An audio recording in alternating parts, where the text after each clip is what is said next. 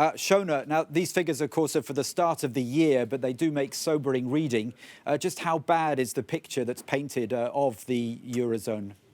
Well, indeed, Alistair, sobering but not entirely unpredictable. As you mentioned there, 0.6% the Eurozone economy contracted by in the first 3 months of the year. For Germany, which is Eurozone's largest economy, it was actually 3 times that level of contraction.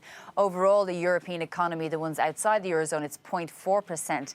But as I mentioned there, not entirely unpredictable, though, Alistair, but given that European member states have been in some form of a lockdown or another for the past 7 months, some of them more than others, but non-essential retail has been open, but non-essential retail has been closed.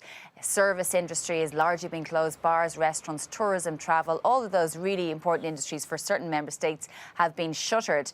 Of course, if you contrast the Eurozone situation with the United States, in the same period it has expanded by 1.6%, propelled by, as we know, a stimulus package, but of course a comparably speedy vaccine rollout, whereas, as we know, the EU has had problems around supply of vaccines and its own issues around rollout. But it doesn't mean that it's all bad. It doesn't mean that the trend can't change, given that the Eurozone's recovery fund is due to be in place and going into member states' budgets and exchequers by the next few months, by September and so on, €750 billion.